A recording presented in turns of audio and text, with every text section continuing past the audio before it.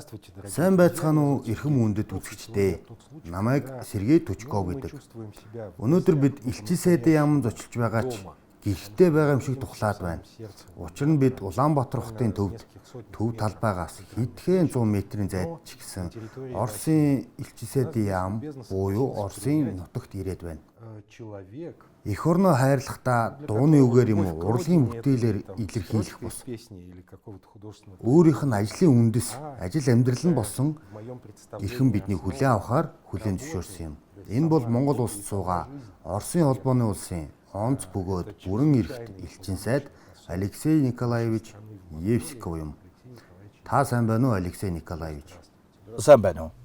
Би таныг зөв танилцуулсан уу? Болно. Арай сүрж гинөө. Иждэгсэн бол улаахаар л байлаа. Нулимс ч гарч марч юм шиг. Гэхдээ яах вэ? Би өөрийгөө онц бөгөөд бүрийн эрхт элчин сайд гэж төсөөлөх гэж оролдоод үнэхээр айдас төрлөө л дөө. Үнэндээ бол эн чинь математикийн ухааны профессор шиг л ажил шүү дээ. Уянгийн халилгүй, өвөрмөц функцтэй, өөрийн гэсэн тодорхой чиг үүрэгтэй ажил. Өдөр тутмын ажил гэлтэй. Та энгийн иргэн хүнд онц бөгөөд бүрийн эрхт гэдэг үгийг тайлбарлаад өгч болох уу? Би Шанхайд ерөнхий консулаар ажиллаж байсан л да. Оросын холбооны улсаас зүүн хятад дахь элчингийн удирдах албан тушаалтан байлаа. 3 муж болон Шанхай хотыг хариуцдаг ажилтай. Тэгэхээр Монголд ч мөн элчингийн удирдах албан тушаалтан албан тушаалаа хашиж байна. Оросын иргэдийн асуудал ч эрхэлнэ. Оросын холбооны улс болон Монгол улс хоорондын тайван амгалан харилцааг хариуцна. Элчин сайдыг ерөнхийлөгч томилдог шүү дээ. Тэгэхээр л ойлгомжтой л доо. Та хятад ихэнх туршлага хоригдлуулсан юм уу? Тийм шүү.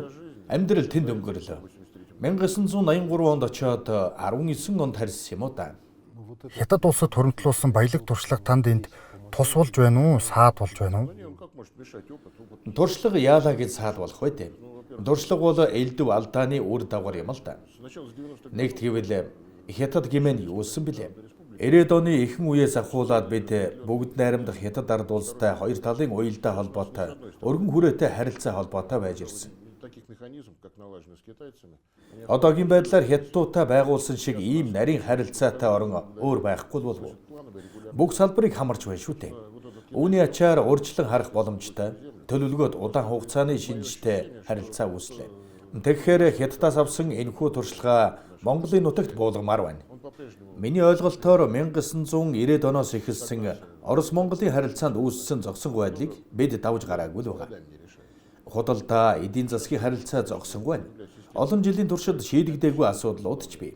Тиймээс одоо манай талаас Оросын холбооны улсын байгаль орчны сайд Козлов Монголын талаас амар сайхангүй толгойлж буй засгийн газар хоорондын комиссийн тогтолцоог бэхжүүлэх хэрэгтэй. Тэд тун идэвхтэй байгаа дээр үр дүнтэй ажиллахаар шийдсэн бөгөөд одоохондоо товлоогүй байгаа товоо товлчих юм бол 11 сард 26 дугаар засгийн газар хоорондын комиссийн хуралдаанаа хийхээр төлөвлөж байна.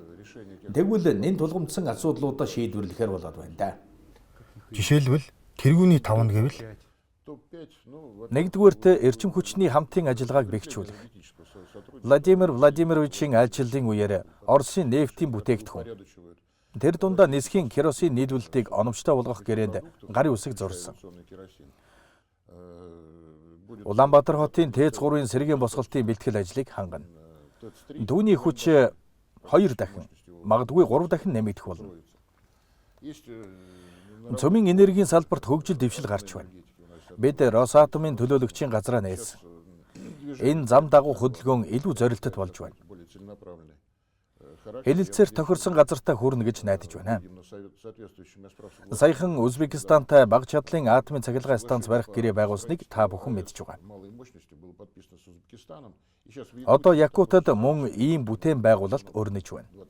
2027 он гэхэд дуусгах. Бидэнд ийм байгууламж барьж байсан бодит туршлага байгаа бөгөөд манай Монгол найз нөхөд энэ туршлагыг сонирхож байна.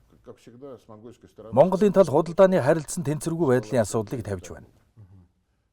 Худалдаагаа дунджаар 2.5 тэрбум гэж үзвэл 2.4 нь Монгол руу экспортлох. Монголоос хэдхэн зуун саяар импортлох бараа бүтээгдэхүүн юм.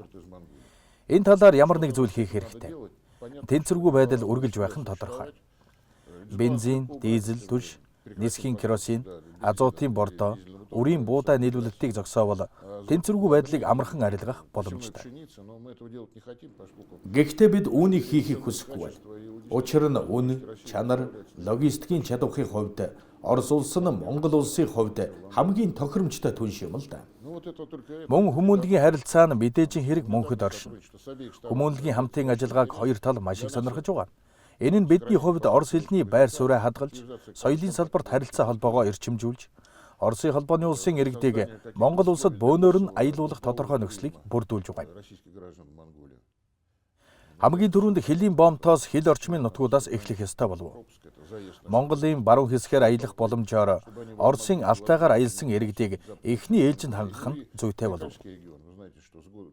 За, байгаль нуурын бүс нутаг. Буряд эрхүү мужийг зорих жуулчдын тоо жил ирэх тусам нэмэгдэж байгааг та бүхэн мэднэ. Тэд жишээлбэл хөвсгөл рүү явах боломжтой байх ёстой. Тэнд сайхан газрууд байдаг.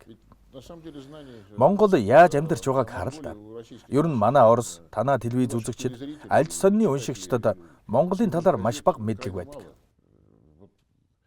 Улаанбаатарт Оросын холбооны улсын Итар тас агентлагийн ганц сурвалжлагч бий.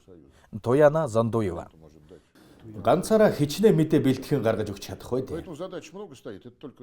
Тиймээс хийх ажил их байна. Энэ бол миний товч дурдсан зүйл юм. Манай Оросын үйл хөдлөх хөрөнгийг Монголд бүртгүүлэхэд хүндрэлтэй байгаа. Тэд бас энэ үйл явцыг ямар нэгэн байдлаар цэгцлэхийг оролдож байна. Бусад сэдвүүд бас бий. Тэнцвэргүй байдал дээр үндэслэн тэд Евразийн эдийн засгийн холбооны хүрээнд Монгол улс Евразийн эдийн засгийн холбооны чөлөө тудалдааны хэлэлцээрийн төслийг бэлтгэснийг та бүхэн мэдж байгаа.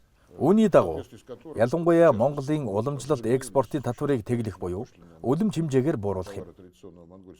Махан бүтээгдэхүүн, арьс шир, савхин бүтээгдэхүүн, ноос ноолуур, үүнд багтана. Энд бас олон асуудал бий.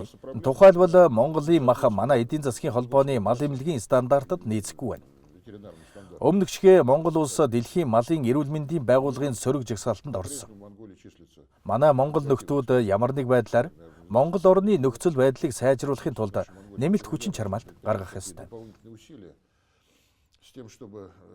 Жигэнсэн махны галийн татварыг тэглэж ихвэл эндээс экспортлно гэж харж байна. Манай иргэд Монгол жигэнсэн махыг худалдан авахдаа их ам сайтай байна. Манайхаас ялгаатай нь сав баглаа бодол. Манайх бол 50% мах, харин үлдсэн хэсэг нь өөхтос. Монголын 95% ба түүнээс дээш хувь нь мах байдаг. Энэ нь үнэхээр амттай. Тэд мэдээж худалдаж авна гэж бодож байна. Бас хяам байна. Манай докторская хяам энд юр бусын алдартай гэдгийг би мэднэ. Энд Монгол дахь буряд дэлгүүрийн сүлжээ байна. 2-3 дэлгүүр нээсэн. Маш сайн ч ажиллаж байгаа. Миний бодлоор тэд ашиг орлого сайтай ажиллаж байна.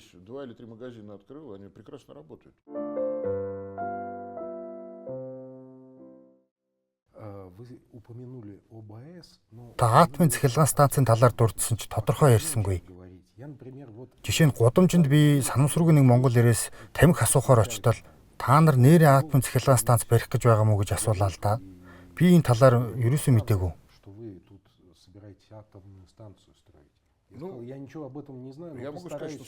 Барих гэж байгаа гэж хэлж болно. Анхдагч материалаа Монгол улс руу шилжүүлсэн. Ядаж л ямар нэгэн зохион байгуулалт үндсэн параметрууд. Барилга барихын тулд засгийн газар хоорондын хэлэлцээрт хүрэх ёстой. Одоо миний ойлгож байгаагаар талууд засгийн газар хоорондын ийм баримт бичгийг бэлтгэж байна. Үүний дараа шат дараалсан ажил эхэлнэ. Энэ нь нүүрсний цахилгаан станцаас ялгаатай. Атомын цахилгаан станц тодорхой онцлогтой учраас үйл явц нь хурдан биш. Гэхдээ хамгийн гол нь энэ ажил эхэлсэн. Бусад асуудлын тухайлбал хүмүүнлэгийн салбарын хувьд бидний хувьд энд хамгийн чухал зүйл бол миний хэлсэнчлэн Орос хэлний байр сууриа хадгалах явдал юм. Яагаад байр сууриа хадгалах болов? Биднийг 90-ад онд Монголоос гарахад бидний оронд Япон, Америк, англичууд ирсэн гэдгийг санаарай. Өөрөөр хэлбэл Орос хэлний хэрэглээний хүрээ огцом уналтанд орсон. Яг одоо үннийг хэлэхэд манайх 620 оюутны тэтгэлгийг Монгол улсын иргэдэд олгож байна. Монголоос Орос хэлний сайн мэдлэгтэй 620 төгсөгч сурагчдыг сургуульд авах нь улам бүр хэцүү болж байна. Энд нэг жишээч байна. Оросын холбооны улсын боловсролын стандартаар Монголд 4 сургууль үйл ажиллагаагаа явуулж байгаа бол 20 жилийн өмнө 5 дахин их байсан. Өнгөрсөн жил одоогийн Улаанбаатар хотын захирагчийн хүчин чармаалтаар дахин нэг сургуулийг ашиглалтанд оруулж сургуультыг эхлүүлсэн.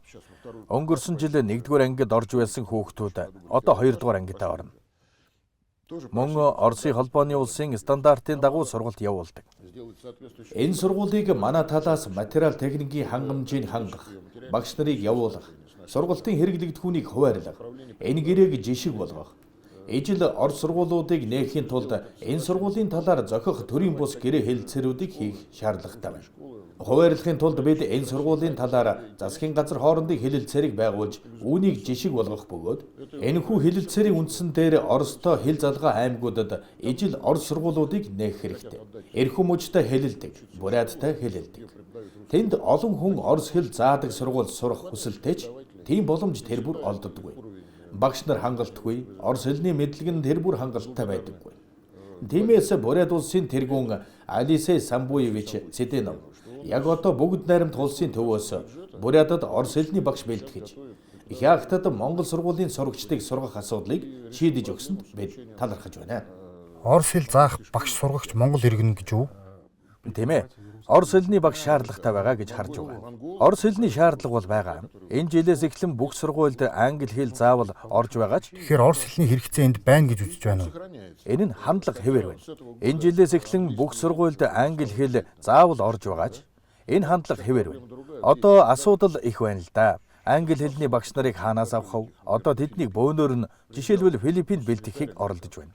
Америкийн төрийн нарийн бичгийн дарга ирсэн. Энд англи хэл сурах төв нээгдэж байх шиг байна. Гэхдээ манай бүх сургуульд англи хэл заадаг болохоор энд айдас байхгүй. Энэ хэл бол Их Британи, Америкийн нэгдсэн улсын хэл биш. Олон улсын харилцааны хэл юм. Дашрамт хэлэхэд Орос хэл нь олон улсын харилцааны хэл юм. Учир нь Шанхай хамтын ажиллагааны байгууллагын бүх дэд хэмжээний уулзалт. Жишээлбэл тусгаар улсуудын хамтын нөхөрлөлийн орнуудын уулзалт дээр Орос хэлээр ярьдаг. Манай Монголын удирдагчид хуучин зөвлөлт социалист бүгд найрамдах холбоот улсын зарим оронд очихдоо ихэвчлэн ихэнх тохиолдолд Орос хэлээр яриа хэлэлцээгээр хийдэг. Ойрын хугацааны эдийн засгийн хамтын ажиллагааны чиглэл бий. Миний хувьд хийсвэр санагдаад байгаа юм л да. Орос, Монгол, Хятад эдийн засгийн коридор, үүний бүрэлдэхүүн хэсэг нь Улаанбаатар төмөр зам болон баригдаад ирсэн байгалийн хийн хоолой юм байна. Та энгийн үгээр тайлбарлаад өгөхгүй юу?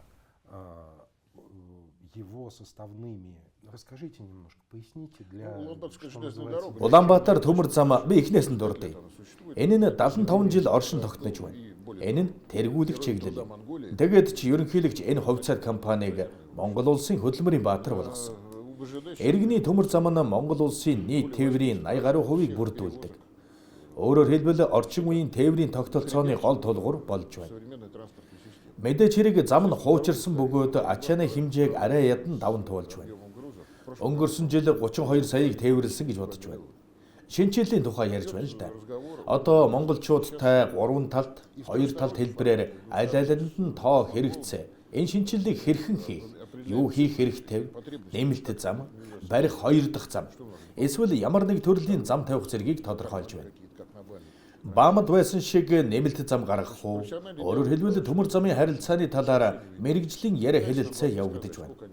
Хятадууд Орос руу хичнээн чингэлэг тээвэрлэхэд бэлэн байна. Байгаль нуурын төмөр замын булангууд ийм тооны галт тэрэг хүлээн авахд бэлэн үү гэдгийг хэлэх ёстой. Учир нь хэрвээ энэ улаан үүдэд хүрвэл ачаалал нэмэх үү? Би өвөл улаан үүдэд очисон. Тэнд төмөр зам дээр юу болж байгааг би харсан. Тэгээд ч энэ бол манай зүүн бүсийн бэлтгэлийн талбай маш идэвхтэй ажилдаг, ачаалал ихтэй. Монголоос нааша нэмэлт урсгал орж ирвэл даах ч юм уу үгүй ч юм уу. Би шинжиж биш, би мэдэхгүй. Гэхдээ ийм яриа хэлэлцээ үргэлжилж байна. Хий дамжуулах хоолой хувьд ажил хийгдэж байна. Зарим ажил аль хэдийн батлагдсан. Археологийн судалгаа, геодезийн судалгаа дууссан. Одоо хамгийн чухал асуулт бол хатуу гэрээ юм. Энэ нь нийлүүлэгч Газпром болон Хятадын үндэсний газрын тосны корпорац хоёр гэрээ байгуулах ёстой. Энэ хоолойгоор шахах хийн хэмжээг төсөөлөд үздэг. Гэрээ байгуулах нь тийм ч амар биш. 80 тэрбум шометр. Одоо манай Хятад дахь хий дамжуулах системийн хүчин чадал 30 сая гаруй байна. Энэ нь бараг 2 дахин нэмэгдэж байгаа. Мэдээж хэрэг энэ бол зууны төсөл бөгөөд үүнд маш болгоомжтой нэхвар бэлдэх ёстой. Тэгээд ч аль аль тал хийн тодорхой хэсгийг Монголд үлдээхээр тохиролцсон. Газпром компани Монголд хийжүүлэх схемийг бэлтгэхэд туслахад бэлэн байгаа. Мөн Монгол улс хэдэн тэрбум шоо метрийг авч юунд ашиглах вэ гэдгийг ойлгох хэрэгтэй. Нүүрсний станцаас хий болгон хувирахад Улаанбаатарын агаарын бохирдлын асуудал байна. Би тоонуудыг нь харсан. Өвлийн улиралд Улаанбаатарын агаар Бээжингээс 5 дахин, Сөүлээс 20 дахин, Токиогоос 500 дахин муу байна. Энэ бол өнөөдөр сониноос уншсан хамгийн сүүлийн үеийн мэдээлэл. Эдгээр нь аимшигтай тоо юм.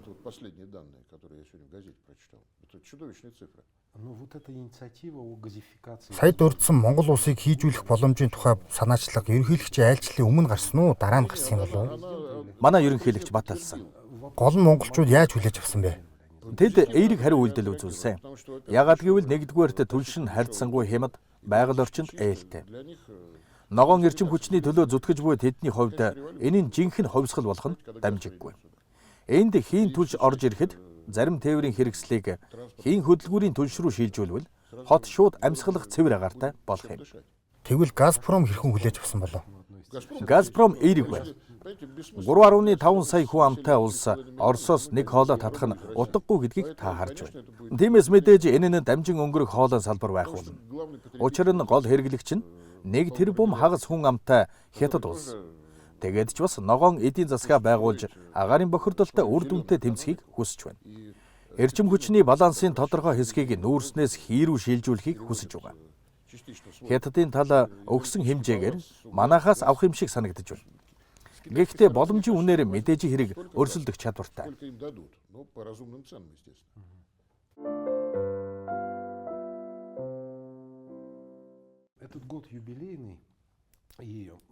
Энэ жил халах голын ялалтын 85 жилийн ой тохиож байна. Ойд зориулсан бүхэл бүтэн цуврал арга хэмжээнүүд зохион байгуулагдж байгаа. Одоо ч үргэлжилсээр байна. Тэгэхээр би энэ дайн монголчуудын үед манай 1812 оны дайнтай үйл явдалтай ойролцоо юм болж хувирах гээд байна уу гэж асуумаар л да. Сурах бичгийн нэг хэдэн догол мөршгөл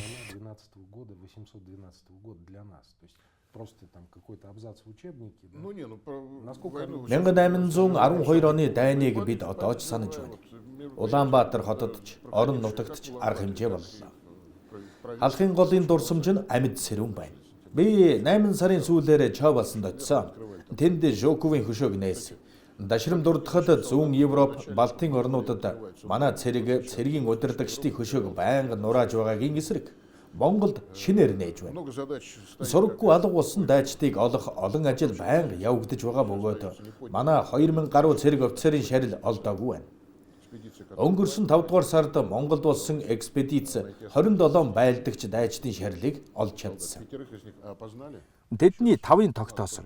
Одоо бид бас ямар нэгэн тогтолцоог шийдвэрийг бий болгох хэсэг тодруулсан хүмүүсийг Оросд дахин оршуулахаар яаж явуулах вэ гэдгийг шийдэх хэрэгтэй байна. Тэдний нэг нь Беларусь улсаас цэрэг татагдсан тул хамаатан садан нь тэнд үлдээгүй. Түүний хамаатан садан нь бүгд нацистийн эзлэн түрэмгийллийн үед буудуулсан бөгөөд. Одоо бид Беларусын элчин сайдтай энэ асуудлыг шийдэж байна. Ингээд л дурсамж үлдэж халахын голд зориулсан телевизээр цуврал нэвтрүүлэг гарч байсан. Тэдний хувьд халах гол бол жинхэнэ утгаараа монголчуудын тусгаар тогтнолоо зөвлөлтийн дайчидтай мөр зэрэгцэн жинхэнэ ёсоор хамгаалж тэмцсэн анхны тулаан юм. Монголын нутагт болсон томоохон байлдаа л да. Тийм ээ. Дараа нь бол 1945 оны томоохон байлдаа юм. Монголын нутаг дэвсгэр дээр томоохон дайн болсон туйлын үнэн. Одоо Авга эх орны дайны ялалтын 80 жилийн ой тохиох гэж байна. Монгол улс үнэхээр алсрын хөв нэмэр оруулсан. Улаан аримд чадах чинээгээр морьтойгоор тусалсан учраас бид энэ үйл явдлыг өргөн хүрээнд тэмдэглэнэ. Улаан аримын адууны гол нийлүүлэгч нь Монгол байсан. Бид эдгээр морьдоор Берлин хүртэл явсан. Жигэнсэн мах шөлөө тооцвол нэг хүнд ногдохоор нь тооцох юм бол монголчууд Америкчуудаас хэд дахин их юм нийлүүлсэн. Бид Ленд-лизийг 2 дугаар фронт болох Америк жигэнсэн махтай холбогдогч Монгол мах илүү байсан. Нэхий дээл, богино үстэй дээл, дулаан хувцас, танкийн цуваа, нисхийн эскадрил. Энэ бүхнийг мартаж болохгүй. Меркантильный вопрос, если можно. Өөрөө хэдий мэдэрчгээд байна л да. Харин та мэдэрч амжсан уу? Энд байх хугацаанд байнга л багц мөнгө авч явах хэрэг гардаг. Манай картууд хизээ ажиллаж эхлэх вэ? Одна из главных бытовых проблем. Это вот пачки наличных, которые нужно с собой таскать. Тийм ээ.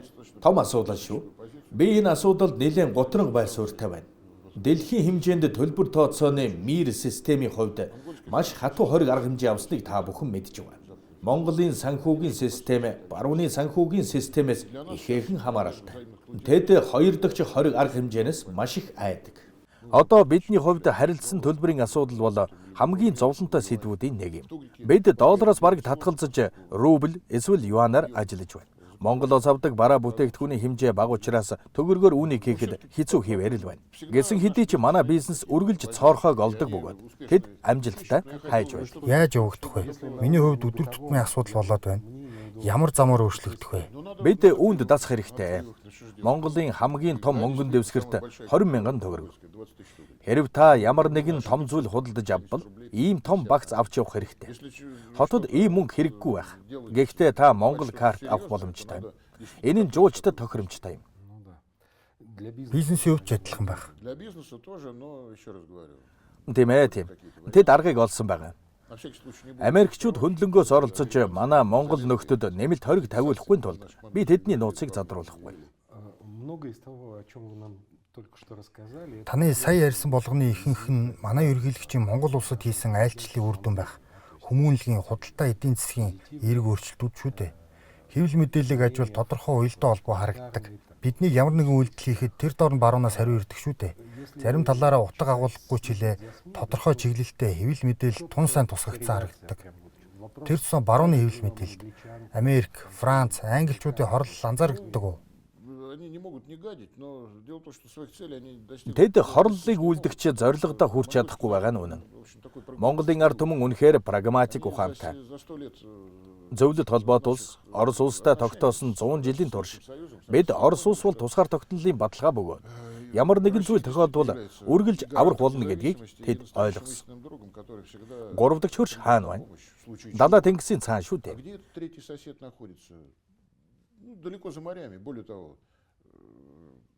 Монгол улс бол англи хэл дээр хэвлэлд гардаг шиг хоёр улсын хооронд сэндвичд улс юм. Ер нь гурав дахь хөрш нь уур хилэн бадраавал логистикийн чадвар тийм ч мундаг биш шүү дээ. Монголын хэвлэлүүд харамсалтай нь ихэнхдээ хувийн хэвшил байдаг. Мөн тэд энд мөнгөний төлөө юу ч хийхээс буцахгүй.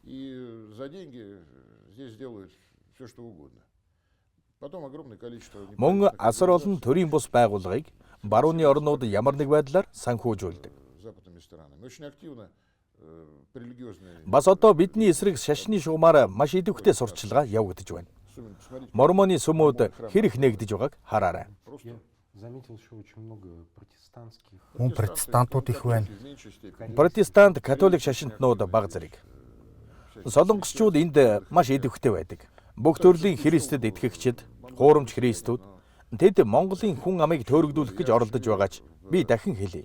Би Монголын ард түмэн маш ухаантай. Үүнийг өөрсдөө ч тогтооно гэдэгт би үнэхээр итгэж байна. Мөнгө үржилвэ гэлдээ. Энэ бол эцсийн дүндээ Монголын эдийн засагт оруулж буй нэмэр.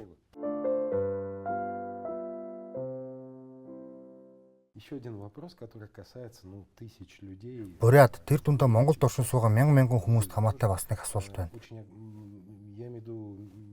Би 10 жилийн түүхтээ визгүй зорчих засгийн газар хоорондын хилцээрийг хэлж байна л да. Шалган нэвтрүүлэх цэг дээр ажиглаж байхад ачаал ихтэй зорчих хүн ч их байна. Хил даваал дэлгүүр орно, шатхуун аваад буцна. Манайхан ч нааша цааш их зорчиж байна. Өргөдөх цаг нь болоогүй юу? Оросууд энд болон монголчууд Оросд оршин суух, аялах боломжийг амарчлах боломжгүй юу? Тийм ээ. Хэлээр гарах журмыг аль болох хялбаршуулсан мэт санагдаж байна. Харин ажил суралцах гэж байгаа бол визээ авахд л хангалттай. Үүнийг хийхэд тийм ч хэцүү биш. Тэр 30 хоногийг уртасгах ч юм уу? За тэгээд жуулчин Монголд 40 хоног юу хийхээс тав? Говьор ажиллахгүй юу? Би ч гэсэн говьд 6 дугаар сард очсон. Говь бол мэдээж сонирхолтой. Гэхдээ 7 хоногоос дээш байх хэцүү. Хэдийгээр тэнд халуунч гэсэн маш үзэсгэлэнтэй байгальтай. Би цөл, элс, тэмээ гэж бодсон. Тийм ээ.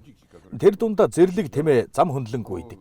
Гэхдээ говь бол бие биенээсээ ялгаатай хэд хэдэн ландшафтын бүс юм. Хамгийн сонирхолтой газар.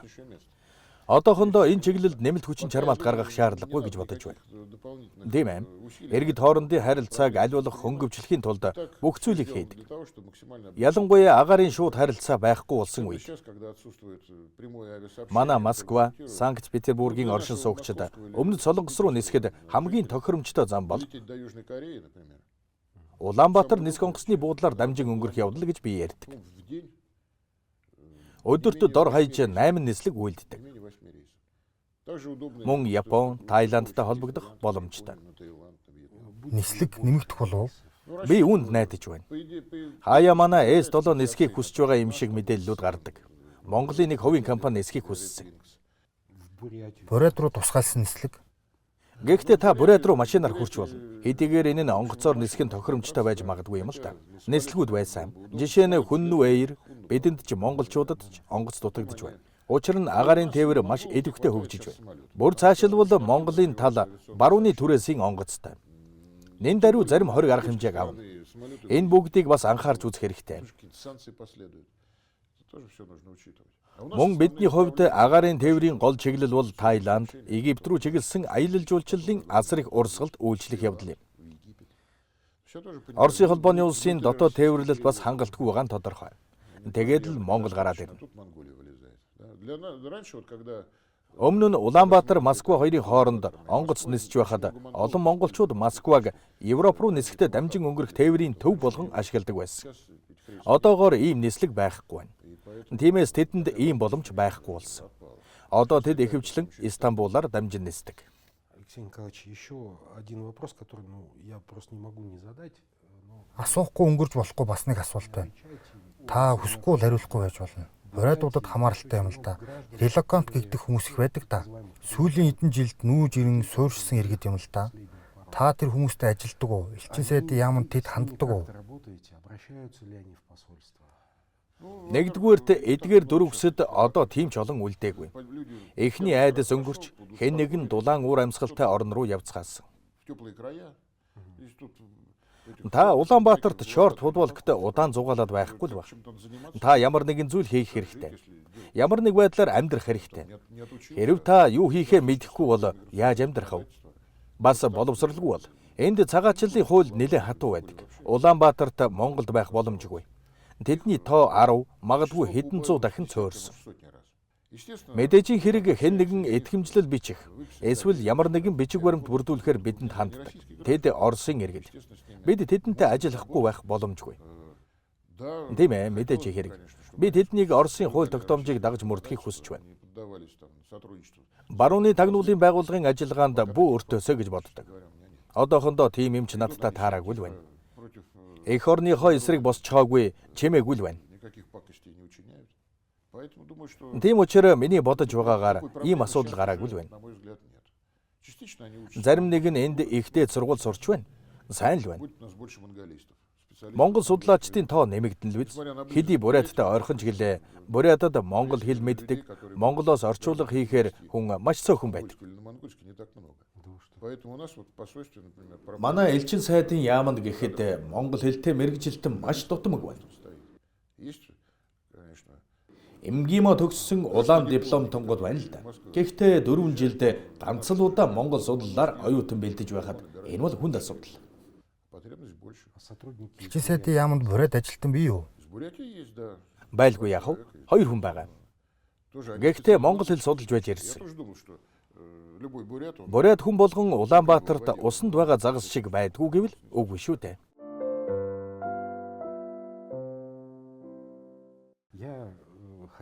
Төгсгөлд нь танаас зөвлөгөө авах гэсэн юм. Ирсэн Бурайд бүр усанд орсон загас мэд гэсэн үгүй байна. Би өөрөө тэндээс ирсэн юм л да. Таны төрлөх хэл бол Бурайд хэл биш үстэй. Тэмээ тийм. Гэхдээ бид ойр оршдог соёл нэг амьдралын хэм маягч адилхан. Саяхан нэгдээд байгаа манай телевизч гэсэн ариун туршлагаасаа зөвлөгөө өгөөч. Бид яаж ажиллах ёстой вэ? Юу хийх ёстой вэ? Юу хийж болохгүй вэ? что делать, чего не делать, ни в коем случае. Юуны өмнө танаа ажлыг гайгүй гэж харж байгаа. Би өрөөндөө телевизэртэй. Танаа сувгийг тохируулсан байдаг. Зөвлөлт улсын сонгодог бүтээлүүд гардаг нь маш их таалагддаг. Хүүхэлдэйн кино дутмаг юм болов уу гэж боддог.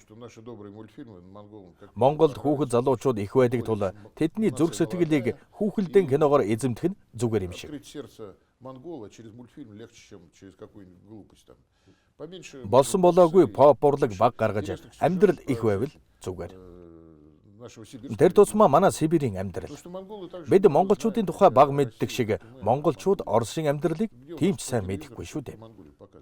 Монголын тухай манай телевизүүдээр хаана гарч байна вэ?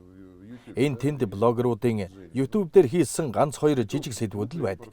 Зарим нь үзэхээс ч дургүй хөрмээр. Боловсрал мэдлэг хомс нөхдүүд Улаанбаатарт ирээд сони юм гаргаад. Жишээлбэл та юунд бухимдав? Боловсрал мэдлэг хомс нөхдүүд Улаанбаатарт ирээд сони юм гаргаад байдаг. Ихэнх нь Улаанбаатараас өө хайсан байдаг. Сайн юм гаргах хэрэгтэй. Сайн нь муугасаа их шүү дээ. 3-4 гадаад хэл эзэмшсэн монгол залуучуудын тухай бичилдэ. Газрын зураг дээрээс олоход ч бэрх. Сумаас гаралтай охин шатрын дэлхийн авраг болсон тухай гаргалт. Маш авьяаслаг ард түмэн шүү дээ.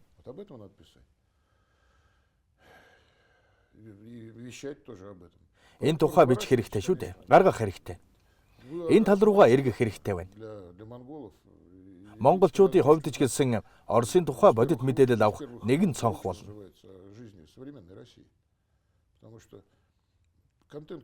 Зочид буудалд орой сууж байхдаа сууг эргүүлээд үз. Голдуу барууны нэвтрүүлгүүд гарч байгаа.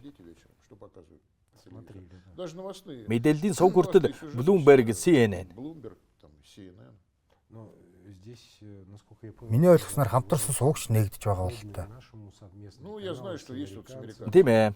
Америктэй хамтарсан сувг байх шиг байсан. Хятадтай хамтарсан сувг бол хараагүй. Өөр Монголын нэг сайхан сувг байдгийн монгол хэлээр.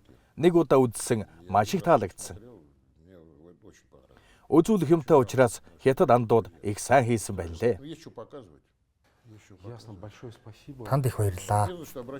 Нөхдөө, та сувгаа эргүүлээд удаагүй байгуул. Зүгээр дээ. Ойр ойрхон уулзаж байгаарай. Хуваалцах сонирн байх л болно. Миний хажууд сууж байгаа хүн бол Оросын холбооны улсаас Монгол улсад суугаа онц бөгөөд бүрийн эрэхт элчин сайд Алексей Николаевич Евсиков. Танд гялалаа Алексей Николаевич. Ажил тань амжилт хүсье. Их баярлалаа. Хөдөлмөрч ард түмний төлөө зөтгий.